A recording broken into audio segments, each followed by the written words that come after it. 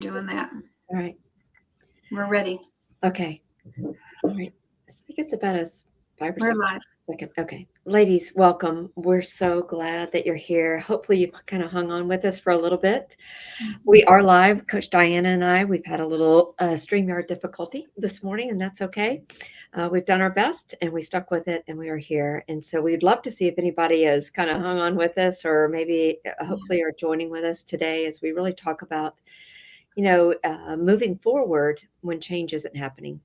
What does that look like? And we really want to take some time, offer you a few steps as well as we get into the kind of the meat of what we're going to talk about today.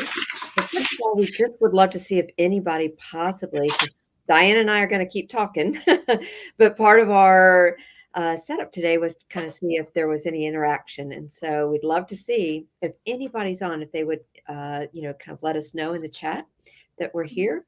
Otherwise, we can, Diane and I talk to each other quite often, so we would enjoy talking. I don't know if everybody would love hearing us talk. Thanks, Penny, so much. I appreciate. And so, Penny, we may have, you may have two coaches to one person. I don't know, a session here, but we would love, and we're glad that you're here. We'd love to be able to help you. Diana, you want to say hi? I want to say hi from Ohio and thank you for bearing with us. Boy, when you have tech issues, we problem solved. It took us a bit. Yeah. But we're glad to be here. And we do have what we hope will be very helpful and valuable information and time to be with you today. Right. I don't recall if Elise mentioned it yet, but we want you to know that we are on Leslie's public Facebook page. Right. So as you comment and ask questions, whatever you would like to say, just bear in mind that it is not private and that it will be on her Facebook page moving forward.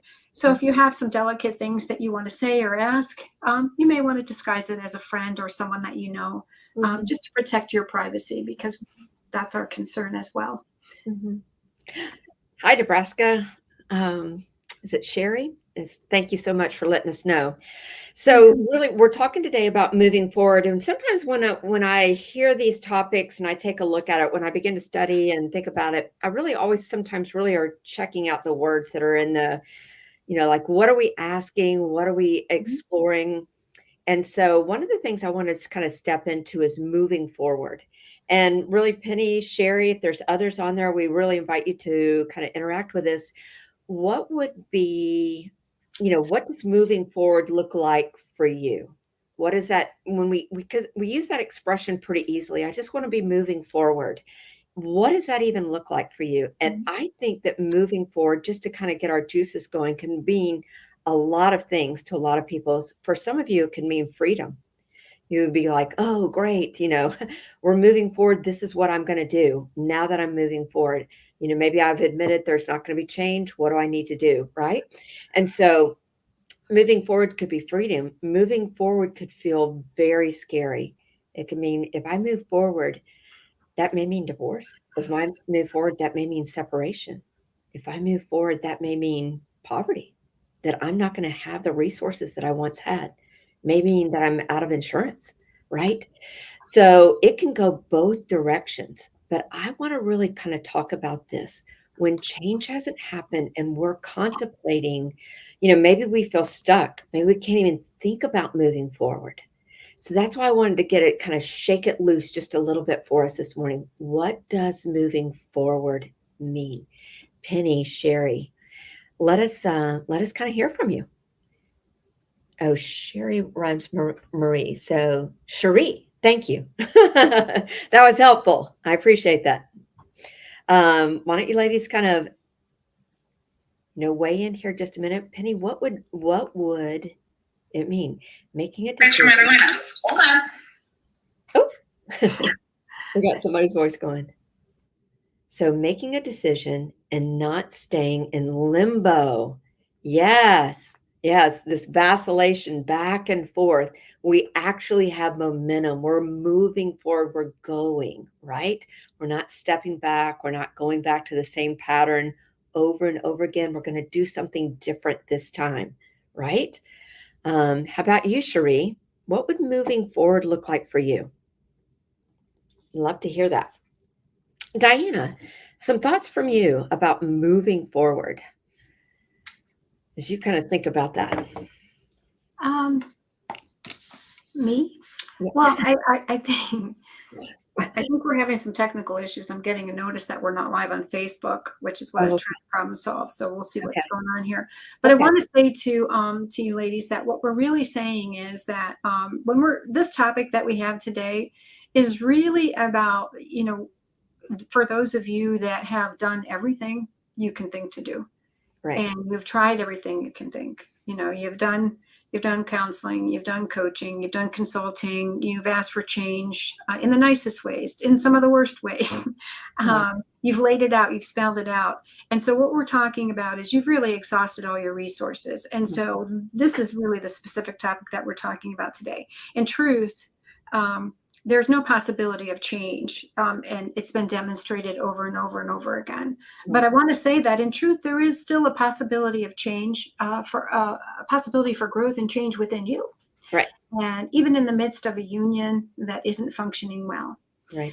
And so, yeah, what does moving forward look like? And that it can be complicated and specific, and yet we're going to try to simplify it and give you some steps that kind of wrap your brain around what that might look like for you. Mm-hmm. Yeah. Vicky, thanks for joining. I'm glad you're here. So we're kind of talking about forward and moving forward and, just trying to say, like capturing a vision for yourself. Because so often I think, as I would say, this is probably true for Coach Diane as well, and I both, that when we talk about change, when we talk about moving forward, when we talk about a relationship, we're really often looking to the other person for change. Like if we can just get our husband to what, blah, blah, blah, then, moving forward would be really easy. Stop drinking, stop spending so much money, be at home more often, be kinder, not being abusive, right? And so we're always dependent upon the other person changing in order to even consider us moving forward. And so today I would love for us to kind of move away from that because we can facilitate change. We can break the pattern just within ourselves, right? So oftentimes, like I'll use my hands and I'll go, here's this pattern. I've woven this pattern of, laced my fingers, every other finger, right? And so there is a pattern here, right? And so it doesn't take both people or both hands, I would say, to facilitate a change in pattern. I can take one hand and just do this, and now I've changed the pattern, right?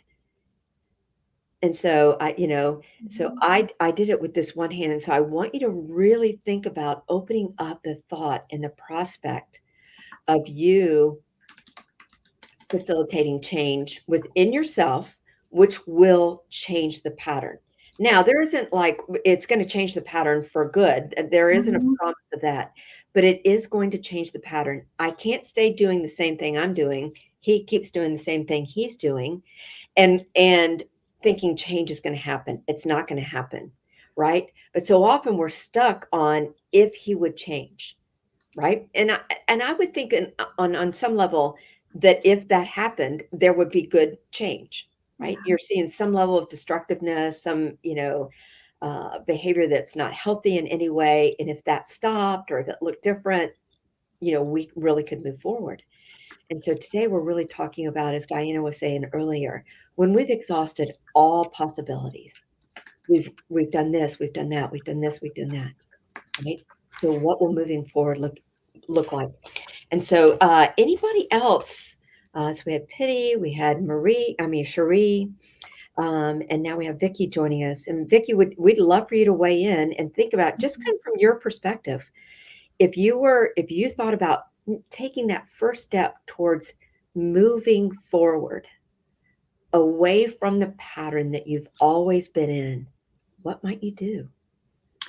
So just to let you know, Elise, we may not have a lot of interaction. We do have our two ladies, but three now, and I'm so grateful for that. We are not Facebook Live. They deleted us from the stream because of our delay in logging on. We are live on YouTube.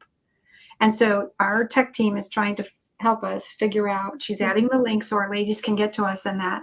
But right now we may not have as much interaction as we had planned for, just to let you know. Okay. So we're going to go ahead and yeah, this time count for you all as well. Right. There's a place of hesitation for me. It's kind of like we have this really small little intimate group, And I would almost want to see if they would maybe even want to ask us some questions, Sure. right? Just let's just kind of seize the moment a little bit. Vicki, Cherie, Penny, looks like it's the five of us. This is a real treat. I know for Diana and I, this is a treat because usually we're seeing the feed so fast. It's so hard for us. Would you all have any questions around this topic? Like, as you really think about your own relationship, you plugged into this for a reason. Share with us, what would be most helpful that Diana and I could bring to you today? Could it be steps about change? What would those steps look like? What does moving forward look like? Maybe from our perspective, from your perspective. Elise, I have a question for you. In our notes, when we were talking about meeting with our ladies today, you said something about, are we hiding behind the word relationship? Right. What do you mean by that? Yeah, I think that it's a softer way, oftentimes, that we don't really want to look at. That there's two individuals here, right? And so, and we have come together as one, but we're starting to really recognize, believe that, and understand that we are not the same, right? And so while we may be in relationship, right, we may be looking for the relationship to change. That would mean both of us changing, which is absolutely true. I think, either one and or both can be changing to move forward. But oftentimes, I think potentially what you hear, certainly I would say what I hear is that we're so often, we're really tethered to the other person. We're kind of shielding it or masking it in the relationship, in the marriage, right? Rather than, really, my hope is that my spouse would change. And so and so oftentimes if change happened, it would be better. And we're not deny that, right? How would it change our focus if we moved from using the word relationship to looking at what my spouse is doing? Mm-hmm.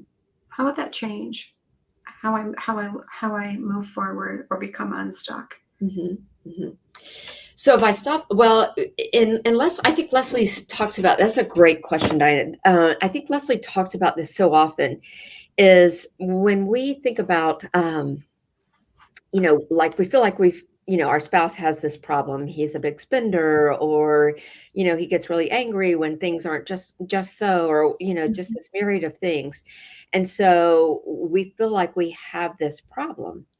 And I was actually even, kind of consulting with a client this morning and saying this very thing. And so at the end of the day,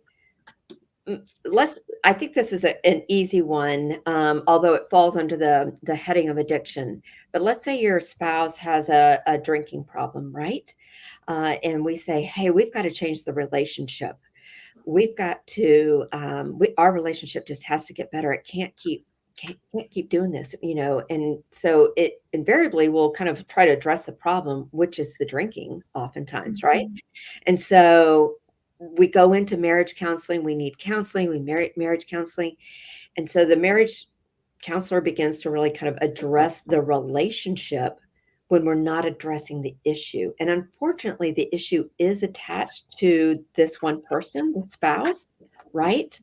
And so, but at the end of the day, the problem can't be fixed. The alcohol has to be addressed first, right? And so we can remove that problem and put any problem in it.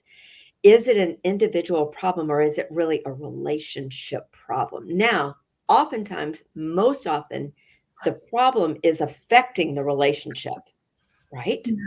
And so that's why we would say, hey, if my husband would stop drinking, it would be better.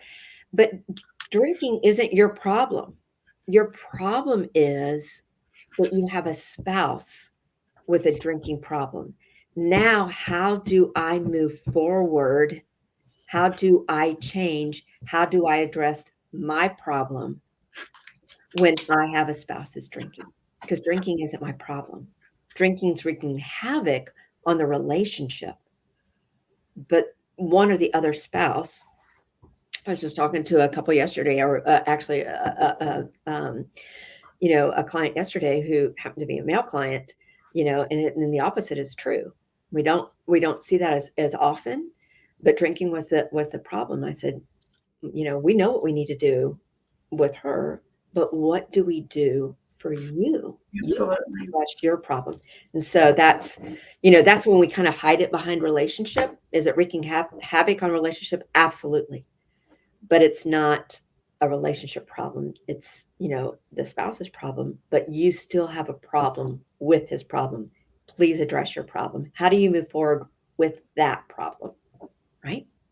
Yeah. That's what I love how you differentiate the difference between a marriage issue and a personal issue, an individual issue. Right. Marriage issues are communication problems, mainly communication conflict. We could kind of categorize that. And we're talking about healthy marriages. When you have an individual that has other issues and concerns, you have to identify.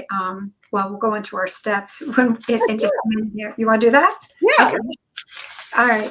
So we've laid out some steps for you, and we'll go through this now. So how do you wrap your brain around all of this? And as Elise said, just specifically, if we're talking about addictions, the relationship, there's no marriage relationship. The relationship the individual has is with the addiction. Right. It's a triangulated relationship. So you really can't fix that. He Right. or she has to choose that for themselves.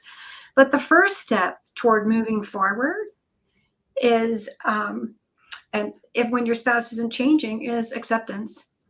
And that's the hardest piece. And, you and I talk about this all the time. We wrap our brain, even in our own personal relationships, when you try to enhance something that someone's not willing to enhance, or when you try to obtain an outcome and you don't get the buy-in, your minds are not the same, your values are not the same, and your intention, you're not, and the Bible says, can two walk together unless they're agreed?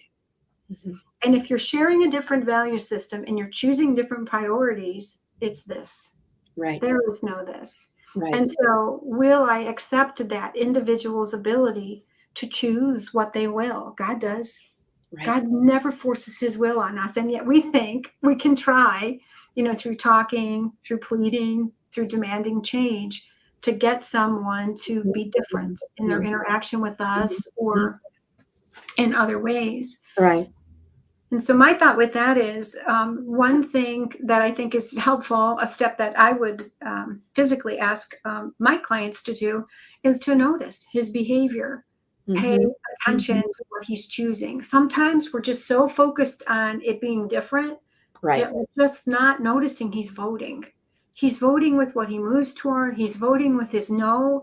And I not only say notice, Elise, but I also say write it down. Yes. Because I write it down, verbalize it, write it down. How is he choosing? What is he voting with? And then I guess the second thought is, what will I do with that information? You want to speak to that? Diane and I had, kind of walked side by side, and she's kind of taught me this word notice more than I've ever noticed before, and it's really such a powerful word. And let me invite you ladies to really plug in to noticing. What are you noticing? And I use the language very similar, but we've been provided so much information. What are we noticing? What is the behavior telling me? Right. And so oftentimes when I'm working with clients, they'll tell me quite an extensive story with a lot of detail. And I say, wow, you have so much information. And to be honest with you, sometimes I get this really blank look like, what do you mean? They just told this story. And I said, let's take it apart. Listen to what you're telling me. You have taken in and have observed so much. What do you want to do now with that information? And so oftentimes, we're looking for God to kind of, give us a blinding light, on a Damascus road. And we see that really only happen one time. And certainly God is revealing himself all the time, all the time to us. And so I want to, oftentimes I say, well, I feel like God's revealed himself so much through the information you have. Let's take that apart. Let's listen to that information. What about here? When you told me this part of the story, you were noticing this was going on. That's given you information now to move forward on, to act on.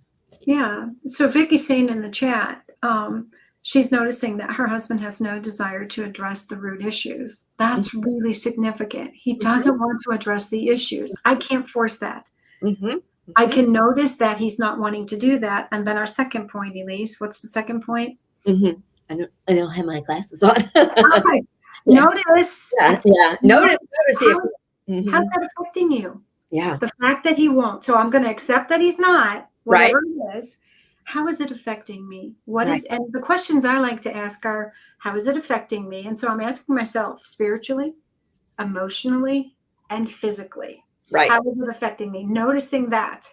Like, that's just getting real with yourself, because we spend so much time just accommodating and trying to plow forward that we're not paying attention in the moment to what's going on. And so then also along with that, asking yourself, what is it costing me? And I love this piece. And that's when you kind of take account of, what does it cost me to do this? To just be in this, even though it's not changing. Right. And then there's a few more points there. I'm going to give Coach Elise a chance to talk now that she's got her glasses. Ask yourself, are these issues deal breakers? And if so, what steps do I need to take to move forward, live without these issues, right? And let me kind of clarify. I mean, certainly we all live individually, and there may be some deal breakers for any of us that wouldn't be deal breakers for someone else, right? Or vice versa. And certainly, I think as some of you have indicated that you may leave the relationship, how many people have weighed in and said, what? That's not a deal breaker for them, right? And so we want to be, so oftentimes we really want to say, at the end of the day, if you leave the relationship, nobody's going to sign on that final line except for you. It has to be a deal breaker for you, right? But kind of generically or kind of globally, let me say that these are deal breakers that will disconnect us for sure. And many of them start with A, but adultery are immediate disconnectors, right? Abandonment, addictions, and abuse, right? None of those things, none of those behaviors are connectors. They don't connect us. They disconnect us. And it's up to us to decide how far they disconnect us. We certainly have had clients where there's been infidelity, where there's been adultery in the relationship. And through a lot of hard work and change, willingness to change on a spouse's side, there's been healing and restoration. So in that relationship, it hasn't been a deal breaker. For other people, and I've seen more than one affair, and it wasn't necessarily a deal breaker, right? And so that belongs to you. I want to clarify, though, that those certainly are disconnectors. There's no way that there's genuine intimacy with somebody else in the relationship. That can't happen. See, right. And something that you pointed out, Diana, about addiction, right? It's a relationship with something else. It's adulterous as well, right? It's plugged into, kind of body soul, to tell you the truth, into a substance, not a person, but into something else, right? When someone really does leave the relationship, and maybe not through adultery or addiction, but through some other reason, become a workaholic. There's no connection. They isolate. They abandon the relationship, right? That those can be deal breakers. The other three that I have are illegal, immoral, and unethical, right? Is that when someone's engaged in something illegal, right? Do we need to remain in that relationship? Something immoral, right? And what was the other one I said? Illegal, unethical. Right. And so I think that those are all things that we can genuinely say, because a lot falls under that when we talk about abuse, right? And that's really kind of the drumbeat of our ministry. When someone's trying to control the very essence of who we are, that's not connection, that's control, that's disconnection, right? That I don't care about you as an individual, right? I just care about how I feel. So I'm trying to get you to do something. So, yeah. You bring up a good point. Those may be deal breakers. They're certainly they certainly can be in most cases deal breakers. But the decision on how you want to move forward with that Right. is very complicated and very individual for everybody. And so that that's a process of engaging in okay, now what? So I'm just going to review our 3 points and then we'll move on a little bit. The first one is accepting that things aren't changing. He's not changing. And I'm going to accept that he's made that choice, right? And so acceptance is a big deal because it's heart, mind, and body. You're going to always try. So you have to catch yourself and say, no, I'm accepting that. No, I've let go of that. The second point is take account of how his voting to not change or lack of change is affecting and costing you. What do I really want in my life and in my relationship? Noticing what makes me feel frustrated. So there's just some questions you can ask around that. The third point that Elise summed up so well is asking yourself about the issues at hand. Are they deal breakers? And if so, what steps will I take to move forward given these issues? Yeah. Somebody's signed on from Belgium. Wow. That's awesome. That's cool. That's really awesome. So I have a hard stop at 1. I hate that. I do But too. I do too. we've got like 9 minutes, but we want to be here with you, ladies, and hopefully we'll be on Facebook to interact. I don't know how this is going to get posted or what we'll do with that. But, Let me address Melissa's question if I can. So Melissa says, my husband doesn't want to address issues of the past and I struggle to move forward. Right.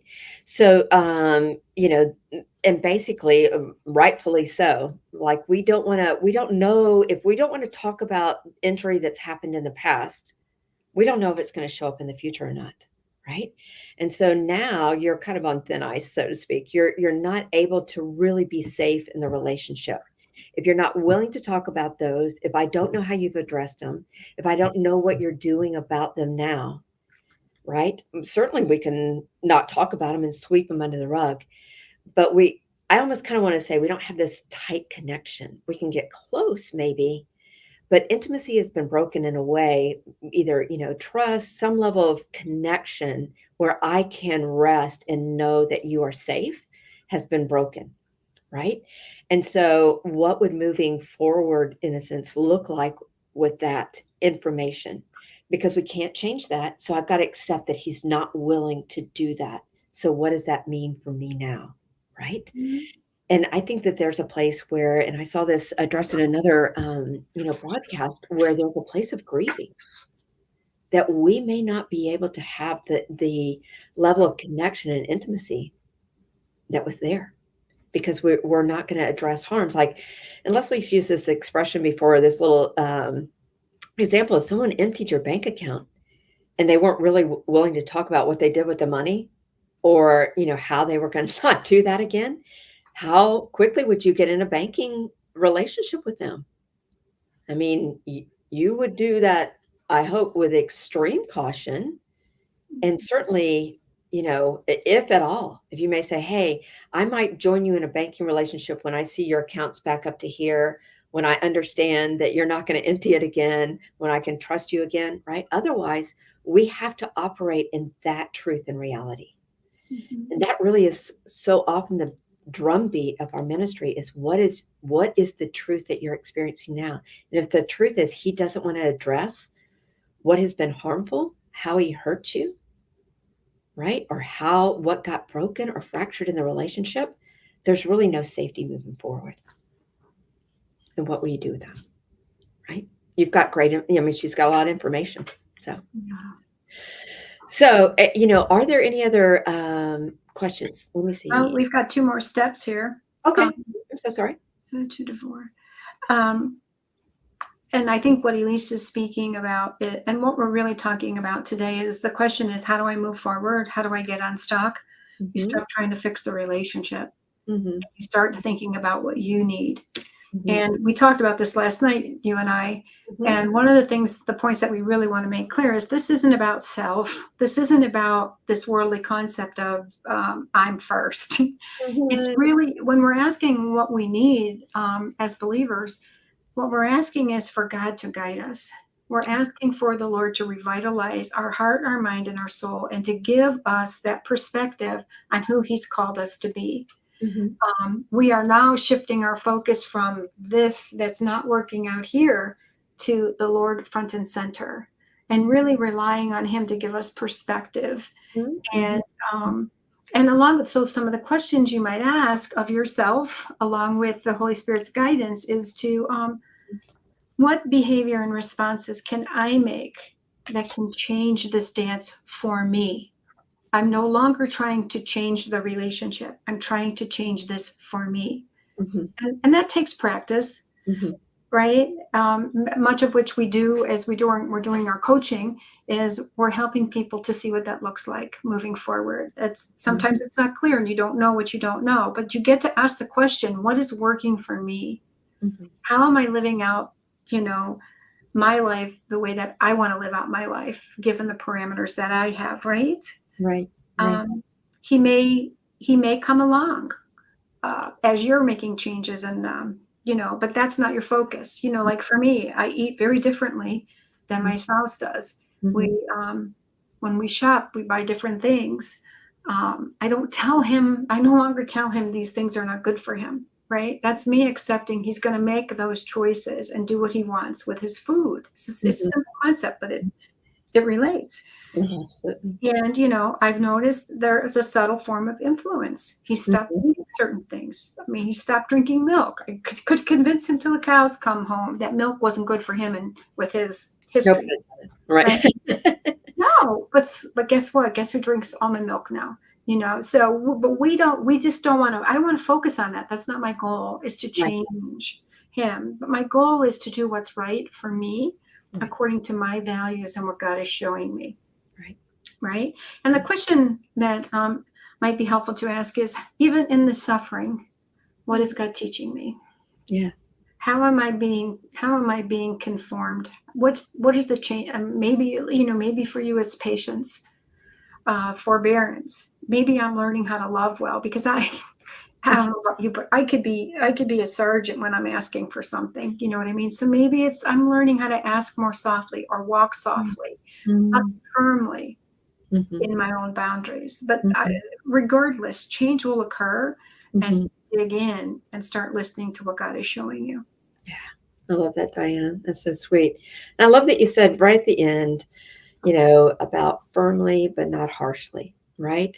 And Mhm. so one of the things that when we're working with clients is really and truly more often than not, we have very gentle souls that we work with and love to please, really desire a tender and soft relationship. And so when they get stiffer boundaries or when they say, hey, that's not working for me, and they begin to accept that I've got to move forward, it's really, we see somebody that on the other side of them doesn't like that change, Yeah. right? And so it's really easy to kind of fold in that moment versus saying, this is what's working best for me, staying firm without getting harsh, without, Yeah. like going from very passive to very aggressive, but really kind of stepping into. And when I say the word firm, oftentimes it really tends to resonate. So that's why I'm highlighting that when you said firm, not harsh, because Mhm. oftentimes their cadence, when they get firm, they feel harsh Yeah. because they're not used to firm. But that could be the very growth that God is calling you to, is really saying, I'm okay saying no, or I'm okay saying yes. And I can say yes and stay consistent with it, or I can say no and stay consistent. May feel harsh doesn't mean it is harsh, Right. right? So let me just real quickly because we've got 1 second and then we're going to kind of drop off. But I started to move forward in independent ways, and he sabotages. Yes, of course. Then the love bombing, and then I get sucked in again. How can I be polite yet keep my distance while still living together? And let me kind of answer that really quickly. One of the things that I think is really important, Katie, is that you noticed you get sucked into the calm phase. right? But this is a pattern. And so this is where you can pay attention to yourself, right? We can enjoy a calmer face, but we don't want to, fool ourselves that this is now the status quo, unless it remains the status quo until there's safety that says, hey, there is change. There's a longevity to this. And so this is. And so we have to be wise and say we can enjoy the calm, we can enjoy the cooperation, we can delight in a more peaceful time, but I'm not going to be fooled by it. I'm going to be wise with it. Yeah, I want to add to that. That's Okay. a really good question that you asked, Katie. Yeah. How can I be, we choose with our will to be kind and loving Mhm. in our words and in our actions. This might be different for certain people. Certain individuals, I think, need complete disconnection and no communication to walk well. So you got to ask yourself, the question is, how can I walk well and stay strong in who I want to be as an individual, Mhm. and yet not invite that in? So I think, maybe you would agree, Elise, I have to think through my boundaries. What are my boundaries? How will I do physical touch? How will I do what I share with him? Because sometimes unknowingly we're inviting and causing confusion by being, I don't know, too polite, too Mhm. close. I don't know. So Mhm. you have to kind of really think through, what do I want this to look like? How do I, and I think the goal for really moving forward, what we're saying is, how do I walk well? Yes. So, and so you switch from how does this relationship get well to how do I be well? Mhm. It's not working. It's not Mhm. changing. What Mhm. does it look like for me to be strong, to be well? And again, it's really, I think if you break it down into those areas, spiritual, physical, emotional, financial, Mhm. look at what's not working. Mhm. Mhm. Yeah. Let me close by saying, like, you refuse to do the pattern one more time, right? We're not going to stay in the pattern, and you have the power to change your part of the pattern. And Yeah. that's what moving forward looks like, is that you focus on yourself, right? You accept what you cannot change, right? And that we say, but there's so many options and so many things that we can do differently and move forward. And it doesn't have that we refuse to remain in the pattern any longer. So Hey, guess what? what? We did. Um, we're going to invite you to continue this topic and this conversation. Leslie, who is very gifted in all of these dynamics, is doing a free online training. It is, I believe, next Thursday. It's the 29th. Mhm. And the topic is, how long should you keep hoping for your destructive spouse to change? And Mhm. how will you know his change is real? Right. Even if you feel confused by what your spouse is saying versus what he's doing. And so, along with that, we hope that you will continue this conversation. And her workshops are pretty intense. So I would grab up a spot if you can. There's going to be one at noon and one at 7:30 p.m. That's Eastern Daylight Time. Right. Right. And I'm always learning something from those. Each time I do it, even if she has the same topic, I'm like, okay, this is something new, right? And how can I apply that to my life and the work that I do? So we want to invite you. We apologize for the tech issues. It was totally beyond our control. But so grateful that we had the opportunity to do this and to be here with you. So again, the free online training is at leslievernick.com /join workshop. You get to choose your time. Sign up sign up now, Right. because you want to get the information and the handouts ahead of time. And if you can, participate live, because it's very interactive. There will be a replay, but I think you get the most out of it if you participate live.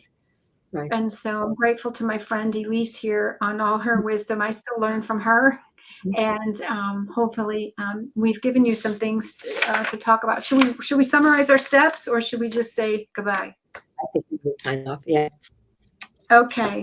All right, ladies. Wonderful. God Thank bless. you so much for being here. Take care. Bye bye. Bye.